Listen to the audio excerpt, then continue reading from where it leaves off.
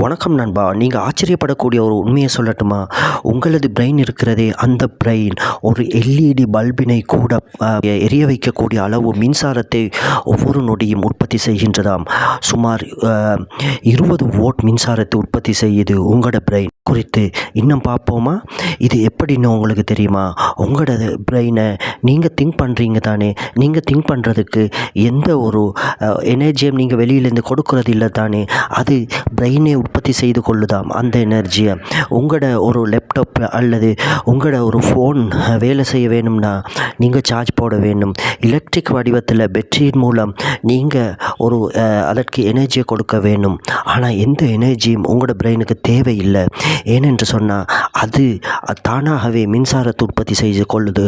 அந்த மின்சாரத்தினால தான் பிரெயின் இயங்குது. அந்த மின்சாரம் எப்படி உற்பத்தி ஆகுதுன்னு தெரியுமா? பிரெயினில் கோடிக்கணக்கான நியூரான்கள் இருக்குது, பில்லியன் கணக்கான நியூரான்கள் இருக்குது. அந்த பில்லியன் கணக்கான நியூரான்கள் ஒன்றிணைந்து ட்ரில்லியன் கணக்கான கனெக்ஷனை உருவாக்குது. அந்த கனெக்ஷன் உருவாகும் போது தான் மின்சாரம் உருவாகுது. இந்த மின்சாரம் தான் பிரெயினை ஒர்க் பண்ண வைக்குது. நீங்கள் திங்க் பண்ணுவதற்கும் இந்த மின்சாரம் தான் உதவுது. அது மாதிரி தான் உங்கள் ஹார்ட் துடிக்குது தானே, நீங்கள் கனவு காண்றீங்க தானே, நீங்கள் தூக்கத்தில் வெறுமனை கனவு காண்கிறீங்க. அந்த கனவு காண்பதற்கும் இந்த மின்சார எனர்ஜி தேவையா? அதனையும் பிரெயின் வழங்குது. அது மாதிரி தான் உங்கள் ஹார்ட் துடிக்குது, நீங்கள் மூச்சு விடுறீங்க. இது எல்லாம் நீங்கள் நினச்சி செய்ய இல்லை தானே, அது தானாகத்தானே நடைபெறுது. இது எல்லாத்தையும் பிரெயின் பார்த்து செய்யுதாம். அது செய்வதற்கு இந்த பிரெயின் இவ்வளவு கோடிக்கணக்கான நியூரான்களினால் உற்பத்தி செய்யப்படுற மின்சாரத்தை பயன்படுத்துதாம். உங்கள் பிரெயினில் 86 பில்லியன் வரைக்கும் நியூரான்கள் இருக்குதாம். இந்த 86 பில்லியன் என்று சொல்கிறது ரொம்ப பெரிய ஒரு எண்ணாகும். இதனை நம்ம எண்ணி முடிக்க வேணும்டா வருடக்கணக்கில் நமக்கு ஆகும்.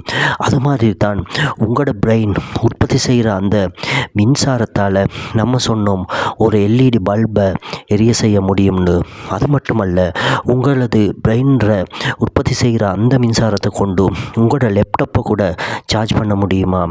மற்றும் உங்களது பிரெயின் தான் உங்களது வாழ்க்கையை தீர்மானிக்குது. உங்களது பிரெயின் தான் உங்களது மெமரியை தீர்மானிக்குது.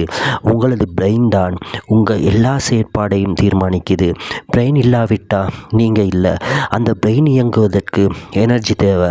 அந்த எனர்ஜியை பிரெயின் தானாகவே உற்பத்தி செய்து கொள்ளுது. பிரெயின் ஒரு பவர் ஹவுஸ் ஆகும். ஆகவே நம்ம என்ன செய்ய வேண்டும்? பிரெயினை நம்ம ஊக்கப்படுத்தணும்டா, எக்ஸசைஸ் செய்ய வேண்டும். அதை மாதிரி தான் நம்ம பிரெயினுக்கு ரொம்ப நல்ல பசல்களை கொடுக்க வேண்டும். பிரெயினுக்கு வேலையை கொடுக்க வேண்டும். அப்படின்னா தான் பிரெயின் எப்பயுமே சுறுசுறுப்பாக இருக்கும். இது மாதிரியான இன்னும் உங்களை ஆச்சரியப்படுத்துகிற வீடியோக்களுக்காக நம்ம சேனலை சப்ஸ்கிரைப் பண்ணுங்கள். நம்முடன் இணைந்திருங்க.